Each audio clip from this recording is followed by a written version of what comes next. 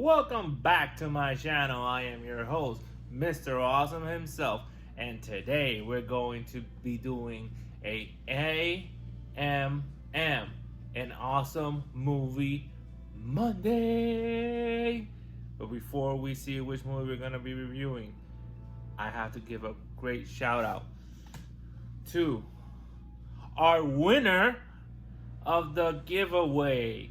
Yes, we had our giveaway on Saturday, and I had a couple people participating, but the winner was the one, the only, Felix Rivera. So congratulations, Felix Rivera. Whenever you can, DM me on Instagram, give me your address, and those prizes will go all the way to your house. True story. And now, without a shadow of a doubt, let's go with our good pal, good friend, Wally. Take it away, Wally. Wally. Today, we're going to be reviewing the movie Avengers Endgame. Avengers Assemble. Wally. Thank you, Wally, for introducing our next movie that we're going to be reviewing in the Awesome Movie Monday. This is, if I'm not mistaken, the third edition? Yeah, am I correct? Maybe wrong, maybe it's the fourth one. Okay. Now, ladies and gentlemen, we will be reviewing Avengers Endgame. First of all, this movie was directed and I think written by the Russo brothers. If you missed out on my last one, go check it out. I talked about Infinity War. And again, I have a little crossover here between Pixar and Endgame. So, this movie continues where Infinity War ended. The ended was Thanos snapping his finger, and the majority of the whole universe died. Half of it, 50%. And after that, the ending was Thanos was in peace with himself and he left to another planet. So half of our heroes, villains had unfortunately snapped away. They were dead. So we start, I remember the one thing I focused was at the beginning, the normal Marvel intro, it changed. Everyone who had been snapped away was gone from the intro. You will see the background of their scene, but you wouldn't see them. They were gone. That was interesting. I love that. Thank you, Marvel. That was awesome. Also, the movie starts with Iron Man. Obviously, he's in space with Nebula. He's trying to get back home, but he can't until our new hero comes to the rescue. And when I'm talking a new one, I'm talking about Captain Marvel. Captain Marvel rescues Tony and she takes him to Earth. And here comes the scene that we've been waiting for a couple years. The meeting between Captain America and Iron Man. After Civil War, they had split. They weren't together anymore. So this was their first meeting together. And I wish it would have been better. My honest opinion. Yes, okay, I understand.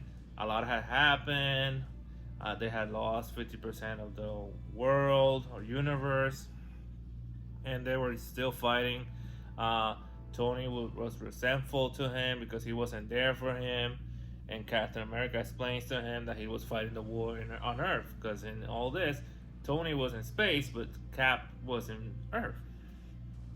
So they find where Thanos is. So they go out and face Thanos. Thor, they go face Thanos, they beat him up, and Thor just literally kills him. Poof, you're dead. That's it, that's simple. He kills him. And they all go like, when the Infinity Stones are gone, Thanos had destroyed them before they got there, so they had no way to bring the people back. Now this is the interesting part. We go from that point to 5 years later. Technically it's 2023. We see what everything has happened. Tony has a daughter. Life is for everyone. Captain America is a counselor now. until something, let's just call him Splinter, a rat, takes Ant-Man out of his quantum zone that he was. He comes out, he goes to Cap, he explains that he has a theory of how to go back to the past and save and try to get the Infinity Stones. They try to talk to Tony. Tony doesn't want anything of it because he has a happy life because he's married to Pepper Potts and he has a daughter, Morgan. But suddenly, Tony has an epiphany or something. He looks at a photo he has with Peter Parker, and he goes like, "No, I have to do it." So he goes, has a theory. He goes to the Avengers, and they build a time machine, or going to the quantum zone to go to a certain time and space. So he goes there. They go there. They go find all the stones. Then they come back. But unfortunately, while coming back, they had to sacrifice someone. So their journey to the past, they actually lose Black Widow. And in doing so, they make a lot of mistakes. They actually give one of the stones accidentally to Loki. And we don't know what happens to that. Probably has to do with the Loki series that's coming on Disney Plus. Then they come back from the past with all the Infinity Stones. They build it up. They then decide between each other who was gonna do the snap. And Hulk, since he was made of Gamma, he said, "I have to do it." He does it. He loses consciousness. But before that, Thanos from the past had come to the present or future, and he had literally destroyed Avengers Mansion, Avengers Tower, Avengers whatever you want to call it, the building. He destroys everything, and I thought that was the end of Ant-Man because the first thing you see is the explosion. Ant-Man's right there, but don't worry, he's alive. During the explosion, after the explosion, you see the Holy Trinity from Marvel, Thor, Captain America, and Iron Man stand up, and they go on an epic fight because after this scene, it is the best hour in Marvel or cinematic history. It is a battle that I can't even explain. I can only tell you one thing. Captain America grabs Thor's hammer. True story. It is an epic battle, but it's too much. Too much happens. All the superheroes are there. After Hulk did the snap, everyone came back except Black Widow. Everyone came back and they're fighting. Captain Marvel comes from space. It is an epic battle, and at the end, supposedly Thanos had all the Infinity Stones, and he tried to do the snap. And he says, if I'm not mistaken, "I am inevitable." But nothing happens. When he looks around, he doesn't have the stones. Iron Man has them, and he shows it with his hand, and he said, "I am Iron Man." And with that, all of Thanos' army is gone, snapped out. But by doing that, Iron Man has sacrificed himself because he couldn't control all the Infinity Stones because he's human. And unfortunately, Iron Man, Tony Stark, dies. That is basically the end of the movie. Then you see everything that's gonna be happening up for upcoming films.